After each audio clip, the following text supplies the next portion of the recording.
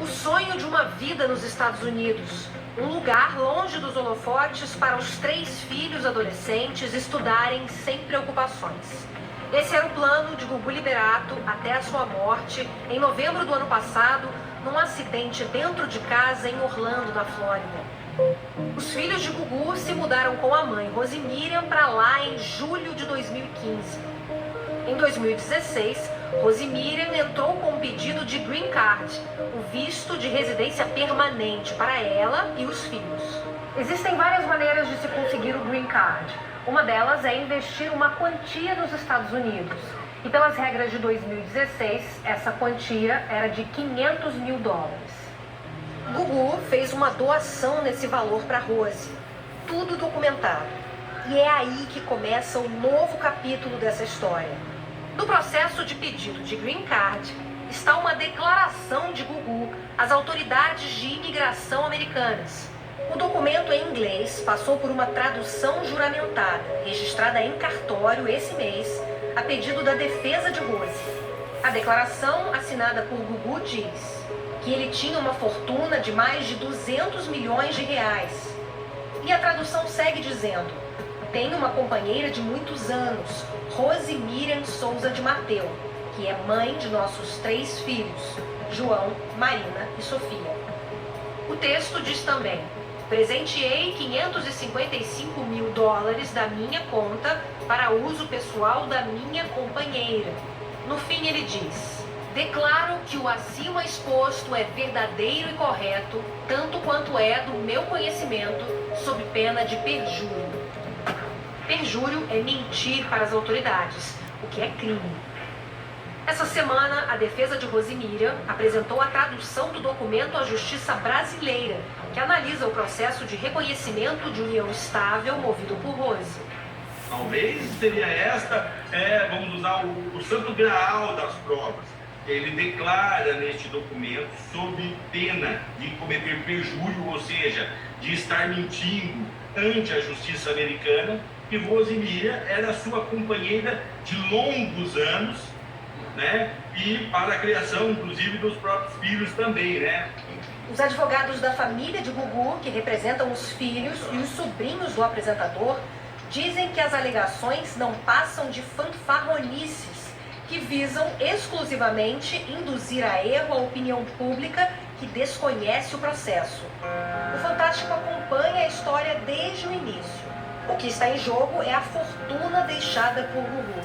No testamento, Gugu dividiu sua fortuna assim: 75% para os 3 filhos e o restante para os 5 sobrinhos. Rose Miriam não é citada no testamento. Desde então, ela luta na justiça para provar que tinha uma união estável com Gugu, o que daria direito a ela a metade do patrimônio que ele construiu enquanto estiveram juntos. Fato que a família de Gugu contesta. A meu ver, e pelos documentos que eu tenho, com a menor condição de ser união estável. Eram amigos, podiam ter até o afeto, mas eram amigos e não tinham vida em comum. A disputa ficou ainda mais confusa em fevereiro, quando o chefe Thiago Salvático também disse à justiça que quem tinha uma união estável com o Gugu era ele. Os dois teriam sido namorados por 8 anos. A briga pelo patrimônio de Gugu gerou uma crise na família que se dividiu.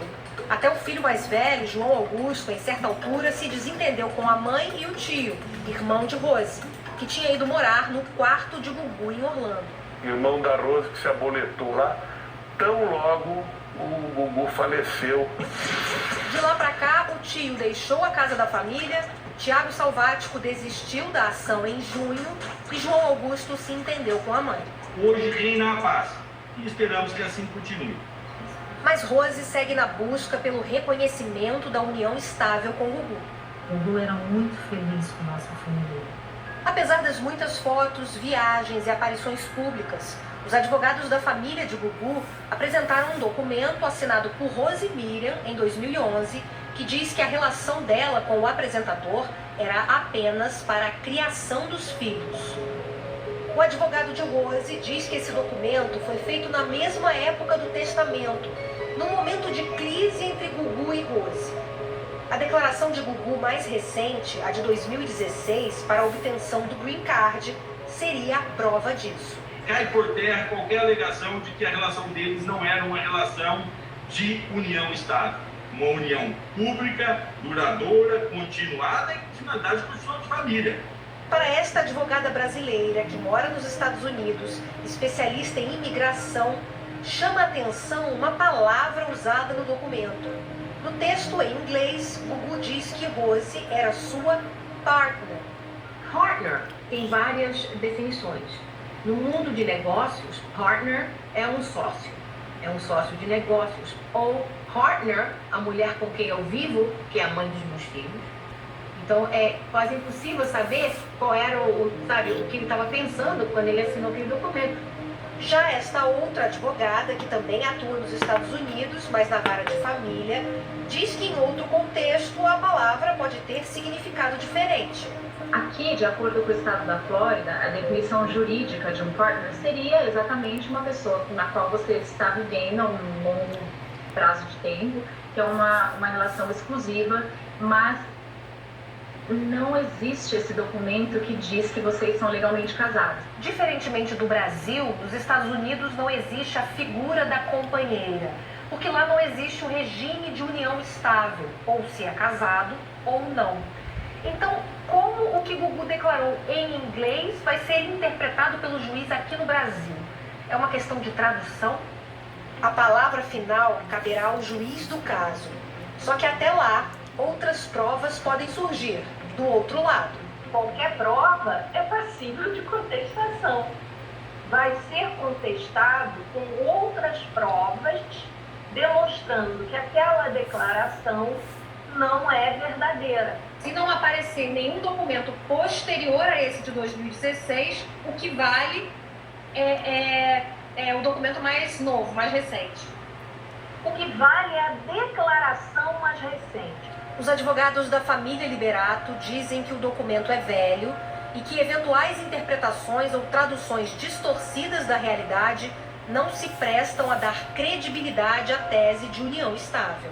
O advogado de Rose disse que vai pedir a anulação do testamento e que também vai ajuizar um pedido de reserva de bens para garantir que parte do patrimônio deixado por Gugu não seja gasto antes do resultado do processo de reconhecimento de união estável. Uma vez declarado a relação de Rose com o Liberato como uma relação de união estável, com a autoridade competente, que será o juiz, ela se comprometeu e se compromete a doar tudo de volta aos filhos e separar uma pequena parte para usufruto vitalício para ela, para garantir a sua vida. E nem esse compromisso faz com que os filhos desistam dessa briga? Eu diria assim, se eles não tivessem sob influência da família do lado de cá, com certeza absoluta, esse acordo já estaria selado. Por fim, os advogados dos filhos de Gugu dizem que especulações são incompatíveis com a verdade. A verdade sempre prevalece. Quem afinal vai ficar com o patrimônio de Gugu? A resposta ainda é incerta.